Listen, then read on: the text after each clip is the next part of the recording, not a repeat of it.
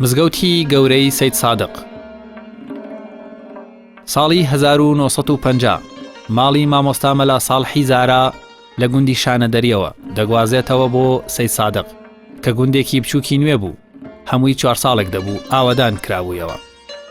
ژمارەی ماڵەکانیشی لە پەنجەکانی دەست تێنەدەپەڕین. ساڵی 1951 مامۆستا مەلا ساڵحی زارا ژوورێک دەکاتەوە و ناوی لێدەنێت مزگەوت بۆ ئەوەی ئەو چەند ماڵەی سەید سادق نوێژی تێدا بکەن. ساڵی 1953 مزگەوتێکی خنجیلانە دەکەنەوە و لە ساڵی 1950 مزگەوتەکە فراوان دەکەن. مەلا ساڵحی زارا بەردەوام دەبێت وەک ئیمام خەتیب و بەبێ بەرامبەر لەو مزگەوتەدا دەمێنێتەوە، خزمەت بە دین و ژینی خەڵکی شارەکە دەکات.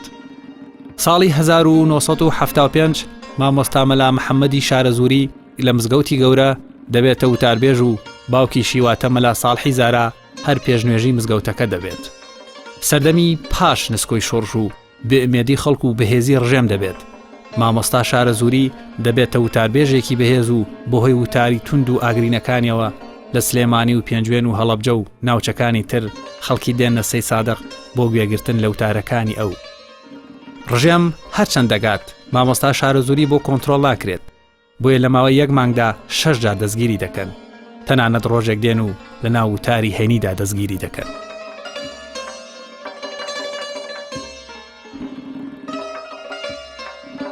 مزگەوتی گەورە کۆمەڵی وتاربێژی گەورەی بەخۆیەوە بینیوە،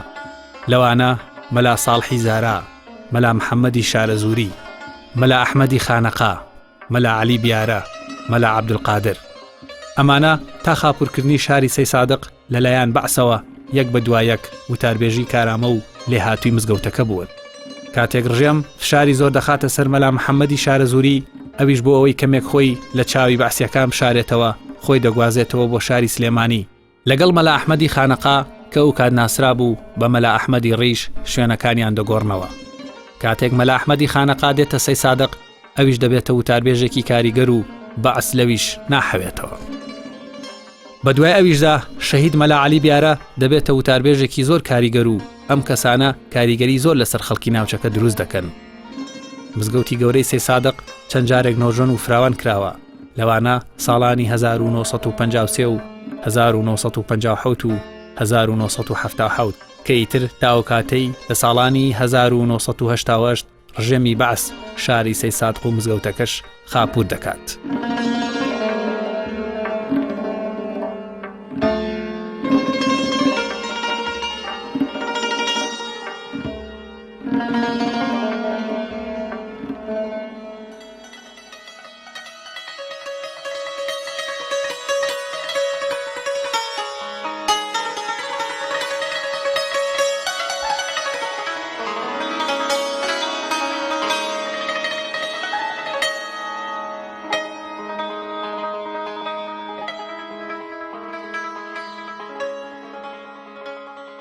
مزگەوت بە کۆڵەکە دروستکرا بوو، تەموو هەموو دەستەکە هەر هەموو مامۆستا مەلا ساڵح بووە، هەموو ئیش و کارێک و کەسەرپەرشتی کراوی و توانایی بوو هەر مامۆستا مەلا ساڵحی زارا بوو، خوا لێ خۆش بێ یاخوا. دوای ئەوە گۆڕا تا ئەم مەرحەلەیە بە 4 مەرحەلە گۆڕاوە مزگەوتی گەورە. یەکەم جار ئەوەی لە یادم بێ لە دەوری 53 و ئەو ناوە دروستکراوە 52 کە بە کۆڵەکە دروست بوو. ئەوەی دوای ئەوە تەبیعی سەید سادق زۆر کەم بوو، تقریباً چەند ماڵێکی تیا بوو. لەم بەری جادا کە بینی هەمی 34 ماڵ، لەو بەریژۆ 6 ماڵە بوون، زۆر نەبوو سەید سادق، مسافەیەکی ماڵی کەمی تیا بوو کە دروست بوو. ئەو مزگەوتە مامۆستا مەلا ساڵح خوا لێ خۆش بێ یاخوا ئەمەی دروست کرد و موسڵمانان نوێژیان تیا کرد. مامۆستا مەلا ساڵح ئیمام و خەتیب و هەموو شتێک بووە، تاوەکو دوای تقریبا لە 80کان بوو لە یادم بێسە کە مەلا محەممەدی شارەزووری خوا لێ خۆش بێ یاخوا هاتووە بوو بە خەتیبی ئێرە. مامۆستا مەلا محەممەدی شارەزووری کە هات ئیمام و خەتیب بوو لێرە، بە حەقیقەت ئیمام و خەتیب بوو، بە حەقیقەت خۆنەوار بوو، عیلمی پێ بوو، یعنی وەکو تۆ بڵێ خەڵکێک لەوە پێش خەوتبێ و خەبەری کردو ئاوا هاتە ناومان، ینی کە هاتە ئێرە بوو بە خەتیب شتێکی تازەی جوانی هەوڵە ئەو خەڵکە ئەو خەڵکەی زیینوو کردو لە بەعدێشت هەرچەند وتارەکانی مامۆستا مەلا ساڵح خوا لێی خۆش بە هەر هەموو شتێ بوو بەڵام ئەم شتێکی علمێکی زیاتر و شتی جوانتر و تچی تازەتری پێبوو دوای ئەوە تر مامۆستا مەلا محەممەد بە حەقەت ئەو لێهاتی و ئەمانێ بوو هانیهانیەکی لەسەر بوو کەوا لەلایەن حکوومەتەوە یعنی بەڵام عەرەبیەکی ئەزانی باوەڕکە عەرەبەکانی خۆیشیان نتوانێت عەرەبی هەبێ و ئەو زبانیان هەبێ ئیتر ترسێکی پەیا کرد لێرە حەقەت چەندین کە ڕەتبان کراوە بۆ ئێوێ بەڵام ئەم کوڕە بە شەجاعەتی خۆی و بە لێزانی خۆی دەرباز ئەکرد لەو شتانە ئەخری هاتە سەر وەکتە چارەی نەما لەگەل مامۆستا مەلا ئەحمەدی ڕیش کە مەشهور بوو ئیسە پێڵەن خانەقە ئەمانە گۆڕیانەوە ئەم چوو بۆ مزگەوتی حاجی ڕەحمانی بۆسکانی لە سلێمانی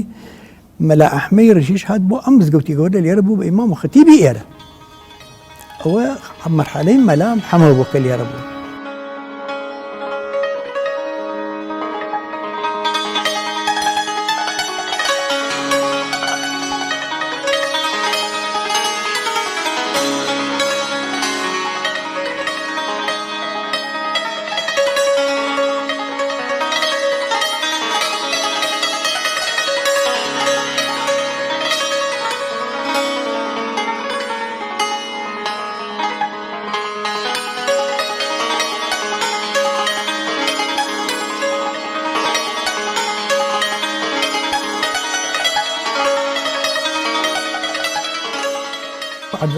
کەم بوو خۆی مەسافەی عەدی زۆری لە پێشوە هەبوو ئەو عەرزە پێشەوە مامۆستا مەلا ساڵح فەرمی بە باوکم وتی حەزەکەم ئەو عەرزە بخێنە سەر مزگەوت نەتێ گەورەکەین ئەویش قەناعەتی پێ کرد بەڵە باش دەستکراوە الحەمدولیلا دروستیان کرد و ڕێک و پێک و گەورە کرا شەوکەت بەگی ئەحمەد بەگی مەحموود پاشاییجا ماڵێکی هەبوو لەو بەری پردەکەوە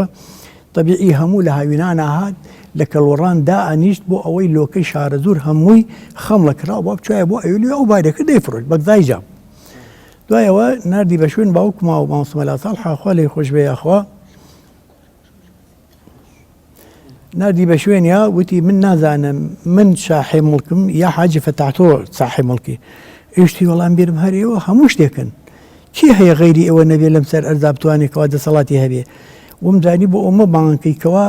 ئەگەرەک و یارمەتیمان بی بۆ ئەوەی ئەو مزگەوتە زیادەمان کردو چووکم بەگزای جاف لە هەر هەموو شوێنێکە دەست و مەقامیان هەبووە مزگەوتیان بووە ناوی مزگەوتی پاشا لە هەڵەبجە ناوی مزگەوتن لە فڵان شوێن وڵامی تر نازانم کوا جەنابی سەواتی و محاسەبام کە یا ممکنە عاجزبی لێم ئەمەیان نازانم والحاصیلی تر لە خزمەتی مامۆستا مەلا ساڵح بوون وتی ئیشی خۆتانتان کردوتانە دەستان خۆش بێ مشکلەم نییە لەسەری هیچ مشکلەیەک لەسەر عەرزی ئەم عەرزە نەبووە هەتا ئەو لەحظەیە کە ئیسەش دروست بۆ تۆ تایسە ئەشاکیلی نەبووە ئەوەتە فەرەوان بوو لێرە مدیناحەیەکمان هەبوو ئەو مدیناحەیە زۆر پیاوێکی چاک بوو کەوا لیژنەیەکی دروست کرد لە جەماعەتی وەکو باوکم و مەلا حەمە کەریمی نەوێی و جەنابی مامۆستا مەلا ساڵح خۆی و مامە عەلی عەلیەولقار بڵێن مختار و ڕیشتی ئێرە بوو ئەمانی کۆ کردوکەوە لیژنەیە دابنێ بۆی خەڵک داوای پارەی لێ بکەین بۆی مزگەوتەکە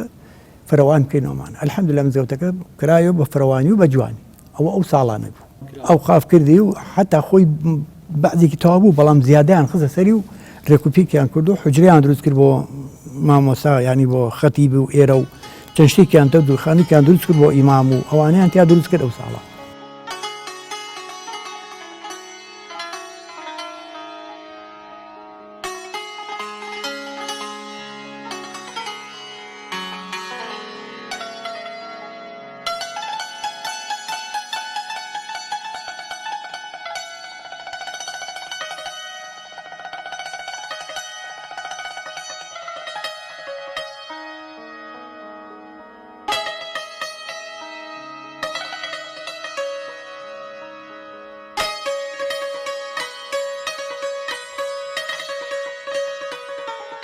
مامۆستا مەلا ئەحمەد زۆر وەکو عەرزم کردی جموجیلی جوان بوو ڕێک و پێک بوو نەترس بوو بە حەقیقەت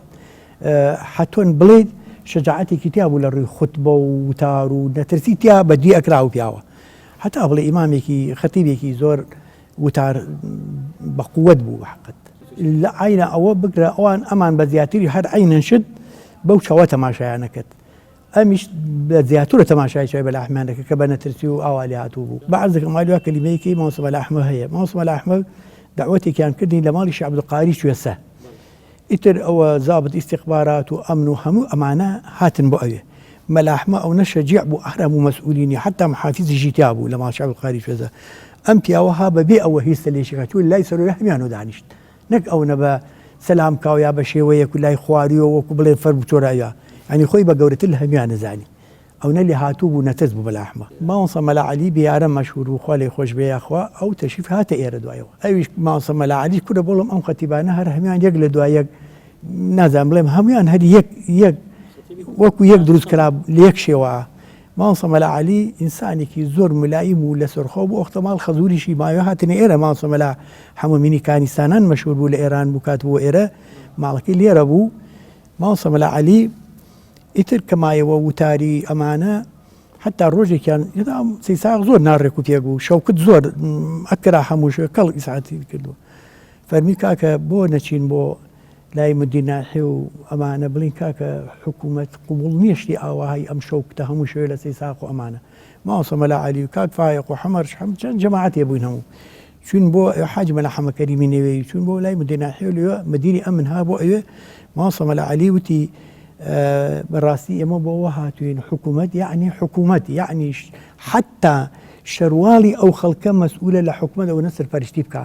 ئیسا هەموو شوێ ئەم شەوکتە هەیە لەم ناوە و زۆر کارێکی ناخۆسی ساق زعاج بۆ ئەمان ئەوی شەڵی کێشا بە ماسەمەتی جەنابی خەتیب ئێمە ئامادەین لە خزمەت ئەیسە تۆ فەرموو ئێمە هەچی چەگەێنین چەکتان نەدەروتی جا یعنی ئێمە چەکەڵ بگرین یا ئەمە هاتوین داوا بکەین بڵێ محافەزەی و خەڵەکە بکەن و شەوکتەکان نەبێ لەم ناوە والحاصلی وتی نابێ لە ئیسە بەدوا وعدە دێن شتێکی وای نەبی ئەمانە کاتینە ماوەسە مەلا عەلی ئیتر ئەم شتانی پێ قوبوڵ ناکرا لێرە بە حەقیقەت ڕۆژێکیان پێش ئەوە وتی کاکە وتم کاکە وتی من ئەمێ لێرە بڕۆم منیش ئیتر بە حەقیقەت وتم وەڵڵاهی جەوتی بەعد شتانم هەیە حەزێکم ماڵ و ئەمانم شتانە چۆن لە ناوبین و تەرتیبیان کردیت و حاڵی هەموو شتێکانمان ماڵ و ئەوەی کە پێویستی بوو تەرتیبمان کرد بە بەلەولا یا فرۆشتمان بۆی ماوەسە مەلا عەلی نوێژێکی عەسر ڕاکشابوو دوای نوێژی عەسر ڕاکشام لێرە لە مزگەوتی حازریا کە هەرچەم تەماشاکەم کلیلەکانی مزگەوت لە ژوو سەرمایە هی مزگەوتین خانووەکەی خۆشی ئیتر ئەوە مامۆستا مەلا عەلیم دیوە من ئیتر ڕۆیشت و نەمدیوە بەڵێ بەڵام ئەتە لەو فترەی پێشەوە مامۆستا مەلا عەلی حوجرەی هەبوو لێرە حوجرەیەکی کردبووە فەقێی هەبوو یەکی لەوانەی سە مەلا قارێکەیە لە حسکایە ئەوە فەقێ ئەو بوو ماوەی لێرە دەرسی ئەو تۆ چەند فەقەیەکی وای هەبوو دوای مامۆستا مەلا قار کە ئیسە لە دەربەنی خانە بەڵێ خوا خۆی خەڵکی ئەو منتقەیە بڵێ مامۆستا مەلا قاریش نەترس بوو ڕۆژێکیان لە لیوا بوو یا لە نازم لە شوێنەکانە بوو ڕسمی کە سەدام حوسێنیان هاور بۆ ئێرە لە مزگەوتە هەڵی واسن مامۆستا مەلا قاریان با کرد و مامۆستا مەلا قاری زۆر بە شەجاعانە وتی ئێوە دیارە دژی سەرۆک حکوومەتن وتی بۆ چۆن شتی وا قوبوڵەکە ڕسمی سەدام حوسێن و بێنێ لە محرابی مزگەوتە هەڵی وەسێن ئەو شتی وا چۆن قوبوڵەکە ئێوە غەڵەتن زۆر دواکەوتن نەوانە والحاصلی قناعەتی پێکردن بە شەجاعەتی خۆی وتی کاکە حەزێکە لە جایەتی ڕسمی دوو ڕسمی بێن من لە حوجەکەی خۆ ماڵی هاوەسم کاکە والله الحەمدولله قناعەتی پێکردن و ڕسمەکانی برد و بردی لە خۆدەکەی خۆیان هەڵیوەست مامۆستا مەلا قار زۆر شەرجێ بوو تا ئەو ڕۆژەی کەیتر سێساق دەستی کەرا بە تێکچوون چۆڵمان کرد ئەو لێرە ئیمام و خەتیب بۆ لێرە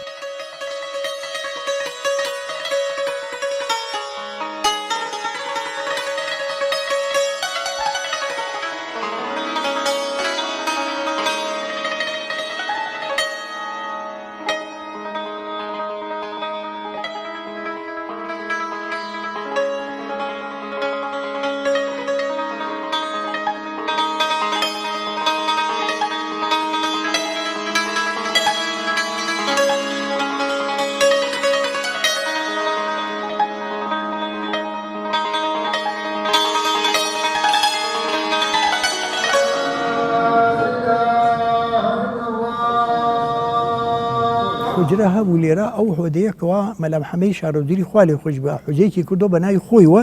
بەڵام ئیتر دوایەوە فەقەی بۆ دروست بوو لە کاتی فەقەکان کاتی مامۆستا مەلا عەلیا دروست بوو مامۆستا مەلا عەلی بیارە لە کاتی ئەوە فەقەکان هاتن دەرسیان هەبوو ماڵی لێر بوو مامۆستا مەلا حەمەدی وەڵڵا ئینسان وەکو بڵێ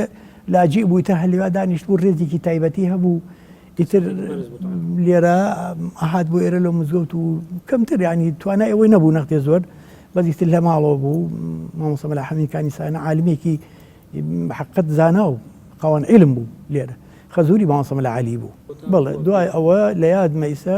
کە ئیتر تێکچوو سەیساق قۆمانە لەگەڵ مامۆستا کەی گەڵالیە مامۆستا میحیددینی گەڵاڵی خوا لێ خۆش بێ یاخوا چوین بۆ ڕابطە ئیسلامی بە هەر جۆرە و شتێک بوو 350,000 دیناریان بۆ قەناعەت پێکردین کەوا ئەو مزگەوتیان بۆ تەرتیب کردین بەو شێوەیە کە کرابووە پێش ئەمە کە تێکچوو مزگەوتی گەور هیچ شتێکی وای ڕوتیان نەداوەکەوە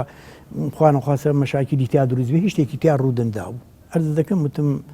کەوا مەولودنامەیە کرد مەلام حەمەوەی لە هەڵەبجە مامۆسەکانی هەڵەبجە و بە مامۆستا شێخالی مفتی ئەمانە هەر هەمووی داوا دەکرا بۆ ئەم مزگەوتە ئێستا وتاری ئەو ڕۆژانەیم هەیە لێرە کە لە مەولودنامە خوێندوێت و حسینێکمان هەبوو لێرە حسینێکیان پێوت ئەوە تەجیلوشتی هەبوو ئەوەمان هاورد بۆ ئەو شتانی بۆ کردین ئەسا ئەو شتانی چاک لە یادمەیسا ئەوەی بۆ کردین جا وتاری چاکی هەبوو ئەو تارانە خۆی مامۆستا مەلام حەمەی شارەزووری چەند قوتابێکی زۆری هەبوو لەوانە یەکێک کوڕەکە ئیسا کوڕی مام حسینی پێڵەن ناوی بەفرینی پێڵەن چەند تەلەبەیەکی لەوانە دروست کردبوو ئاهاتن لێرە نەشیدی فێر ئەکردن بۆ مناسەبانە کوڕی مناڵی مامۆستا سەدیق گەڵاڵی ئەمە جەماعەتێ بوون ئەی هاوردن فێری نەشیدێ کردون ئێسش بخوا ئەو شیتانە هەبرن ماوەی حالیان کەەوە ئەم شتانەی پێ بکرد ئەو کاتە ئەو کاتێک کە ئەمە لە محەممەد شارەزووری ئەم شتانەی ئەکرد خەڵکەکە بەلامان و عەجیب بوو شتی وا ئینسان نەبوو یعنی بەحەقەت تازە بوو مەلام حەمە زانا بوو یعنی بەڕاستی شەجاعەتی مەلام حەمە و نەسێتی مەلام حەمەد لەو کاتانە شتێکی غەریب بوو یعنی بەڕاستی دەگمەن بوو باسی شتی وایە کرد کەوا ئینسان ئەڕوا بۆ ئاسمان و چی ئەلم باوەڕکە هەر خەڵکەکە بە شێوەیەکی تر تەماشایانگەن ئەمە خوانخواسە هەڵگەڕاوەتەوە یا ئاشتێکی ئەویانی گەڕاو خەڵکە قەناعەت وایە بچکن شووە نەبیسرا بوو لەوە شتەکان خوایسا ئەمە بعدێکی تا من بعدی شتی هەمەی لە یادم نییە داخەکەم